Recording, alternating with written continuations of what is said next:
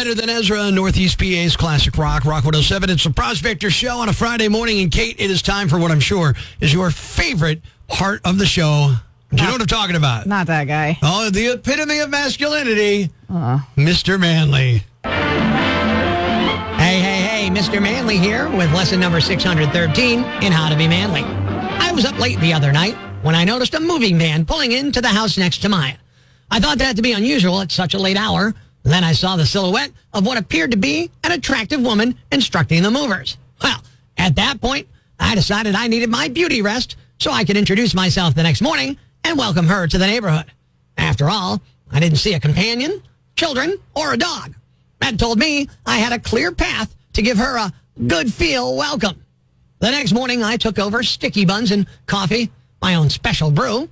I knocked on her door softly yet firmly because personally, I like soft, firm knockers. There was no answer, so I left the goodies on the doorstep with a note, including my name and phone number. A couple of hours later, I could see the goodie basket was retrieved, but yet no phone call. I thought this woman is very mysterious. Later, I was out by the pool when I noticed her hiding behind her blinds, looking at me. Just then, my cell phone rang, so of course I answered. She said, "Hi, I'm Paige, your new neighbor. Would you like to join me for dinner?" Now I'm thinking this woman gives me the chills and does things in a different manner than I'm used to. Of course, I accepted, hoping this time I might get lucky. I arrived at the appointed hour and saw that she was gorgeous, a mature woman with tons of books all over. I thought this was like finding Forrester. She said, "Please excuse the books, but I'm a writer, and I really keep to myself. But your welcome basket this morning made me feel like changing my bookmark, starting a new chapter, and finding a happy ending." Well, after hearing this novel approach, I knew I could help her author a happy ending and do so in a manly manner. If you ever find yourself in a similar situation, follow along in your manly manual, page number 613, and repeat after me. Number 1, changing your bookmark to "I have a bookmark for you" comes with its own marker. Number 2, a new chapter. Look at this. It could stand for chapter 1. Number 3, happy ending. Let me spend the night, and tomorrow morning, you'll receive a happy ending. Shortly after, as Paige begins a new chapter by grabbing your bookmarker and giving you a very unhappy ending, you'll realize just what kind of man you really are. Until next time, this is Mr. Manly saying be manly, and good day. There's no excuse for laziness, but trust me, he's looking. Get up, lazy! Prospector on Rock 107. Breaking the news that's already broken. It's time for Prospector's Briefs on Rock 107. 2 astronauts on Boeing's inaugural Starliner flight were only supposed to be in space for 2 days, but now may be stuck there into next year. Their names? Skipper and Gilligan. An Australian field hockey player was busted buying cocaine in Paris. Thanks to the handcuffs, he's leaving Olympics with the silver. Birds are fighting shark-spotting drones over New York City beaches, but still the craziest thing to see in New York City remains a Giants victory.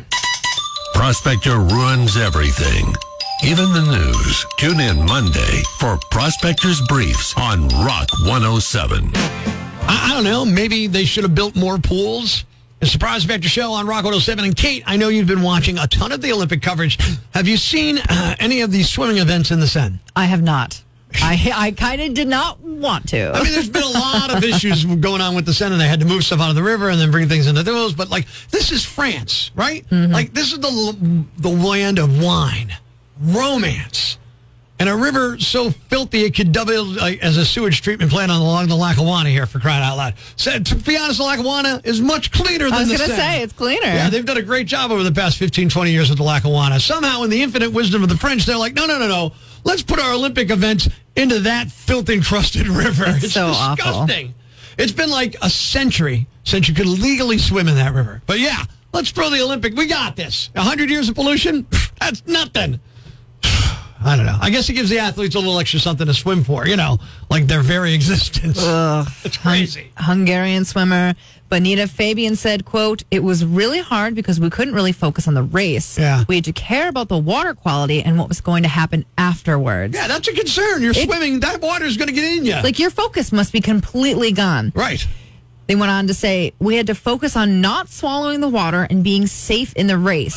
I saw some brown things, and I hope it's not what I thought it was. Trust me, it's exactly what you thought it was. If it looks like a turd and it floats like a turd, it's a turd, okay? It's not your imagination. Awful. Some Olympians are actually drinking Coca-Cola after swimming in the Seine because it supposedly helps ward off E. coli and other bacteria.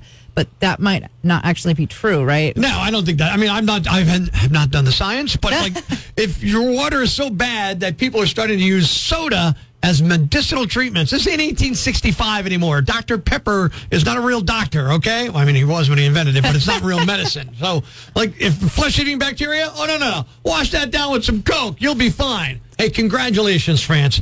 Your summer games are forever, ever going to be known as the ones with the poop. Life's pretty tough right now. There's plenty of bad news, but it's not all bad. It's time for the brighter side of Prospector on Rock 107. A 15-year-old babysitter in Montana was watching her neighbor's kids last month when the house caught fire. She got their 1-year-old and 3-year-old out along with the family dog. A security camera got it all on video. Her local fire department gave her a hero award this week along with a $500 check. She's the oldest of her siblings and says she feels like she just did what anyone would have done. Thanks. We needed that. The brighter side of Prospector on Rock 107. The bad news about life here, your bad news, you're not getting one of these. Good news, you are going to gain so much weight, it's probably better. It's the Prospector Show on Rock 107. And Kate, did you see the Pop Tart party pastries? I did not. Oh, they are wonderfully big, large, massive Pop Tarts. You know, you like Pop Tarts, right? Mm-hmm. One of Pop Tarts are the best thing in the world when they're strawberry. Oh. Every other flavor is complete crap. All right, well, we'll talk. I love Pop Tarts. Pop Tarts pop up, people pop up. Pop, pop, pop, pop. Pop, pop, pop, pop. People pop up with Kellogg's Pop Tarts. Did you ever see this commercial? I haven't, no. This is probably, when were you born? 94. Yeah, this is like an 80s commercial. Yeah, Pop-Tarts are amazing. There's massive Pop-Tarts the size of a big screen TV, and they went on sale this week and sold out immediately. Now, part of that's because there was only 15 of them in the entire world. That's wild. And That's really big. Yeah, so 5 each in L.A., Chicago, and New York City. They sold out faster than a Black Friday deal on flat screens, okay? These are massive Pop-Tarts. The Pop-Tart party pastry, 70 times larger than a normal Pop-Tart. Oh, whoa. Yeah, so they can feed 73 people. My brain does not like that math. This is these are big, massive. Now, they cost $60, but that includes delivery. And, of course, the only flavor choice, strawberry. Because they know what they're doing. That's why they sold out. You give me s'mores, there's some sitting on the shelf still. I'm telling you that right now. For the people who scored one, they'll come in a package that looks like a normal Pop-Tart box, but it's going to be 3 feet long. That's obscene. Massive. I love it. It's an overtime. If the massively oversized Pop-Tart sounds like something you'd actually want, good news, Kate, you might have another shot soon. Oh, are they making one? They're talking about making more because they sold out so fast. So we're going to have a bunch of people walking around trying to figure out where do I put a 3-foot-long Pop-Tart box in the fridge? Not going to fit in the fridge.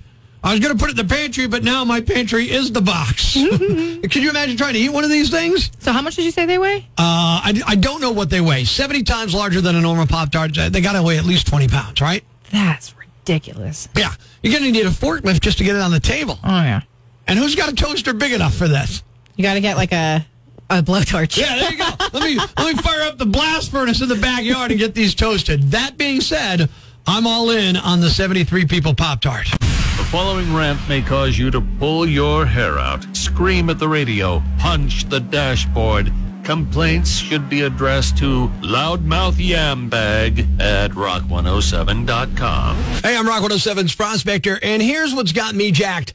The absolute travesty that is coffee shops who can't seem to put a coffee lid on a cup properly. I mean, come on. It's a seemingly simple task here. A task that involves 2 components, a cup and a lid. How hard can it be to ensure that they made up, like 2 lovebirds on Valentine's Day?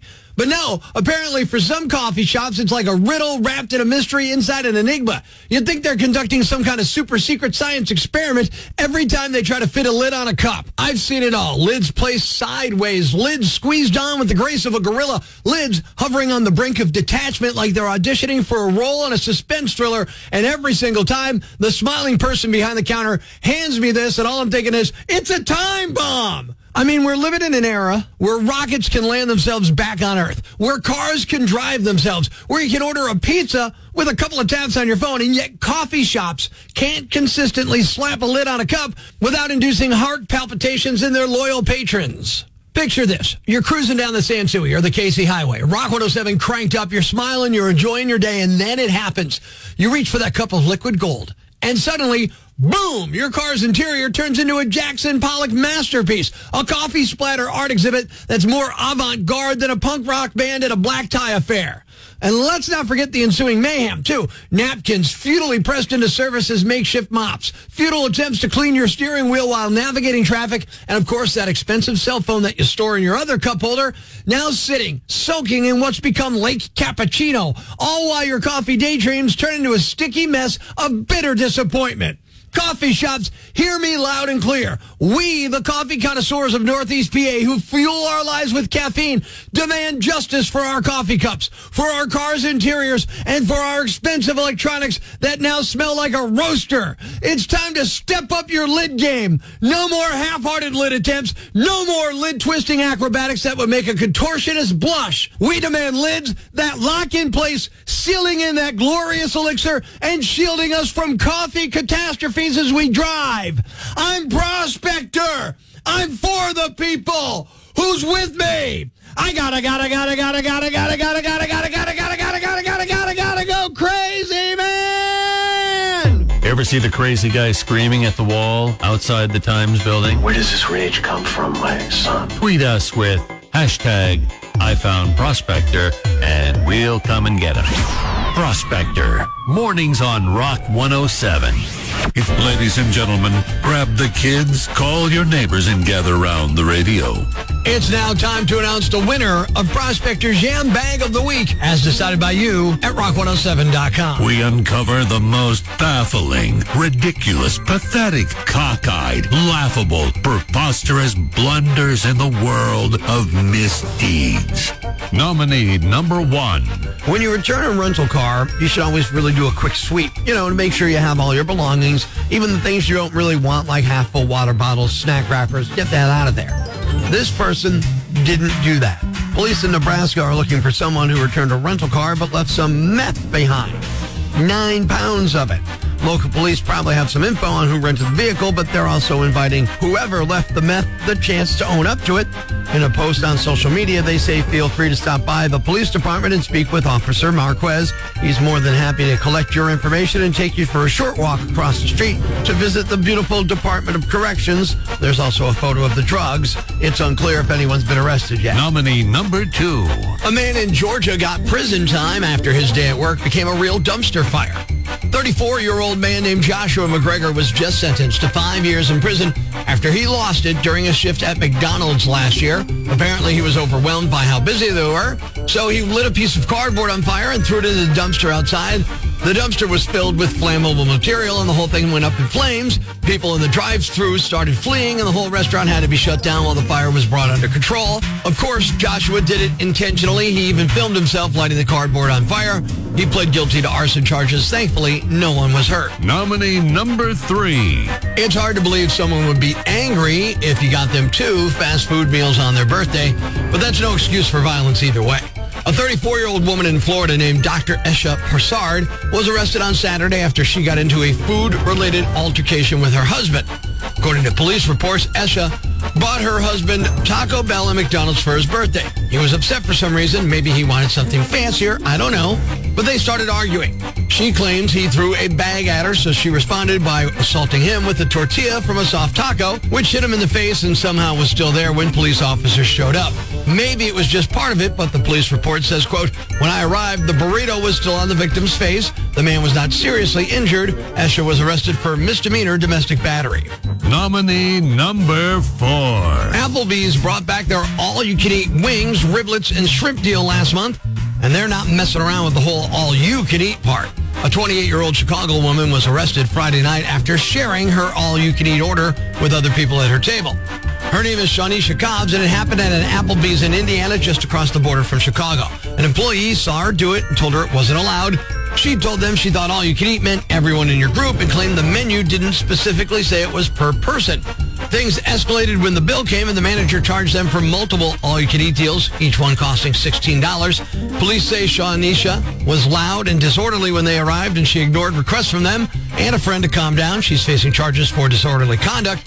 One of her friends ended up paying for the bill in full after cops showed them that the menu fine print did indeed say it was a per-person deal. And the winner is... the person who accidentally left 9 pounds of meth in a rental car. You are the Yam Bag of the Week. Congratulations for being king of the stupids. Thanks for listening to Prospector's Prime Cuts podcast. Be sure to catch us live weekdays from 5:30 to 10 a.m. on Rock 107 or online at rock107.com or the Rock 107 app, a free download for your Android or iPhone. Subscribe to the podcast on Apple Podcasts, Google Podcasts, Spotify, Stitcher Radio, or wherever you get your podcasts so you never miss Prospector's Prime Cuts.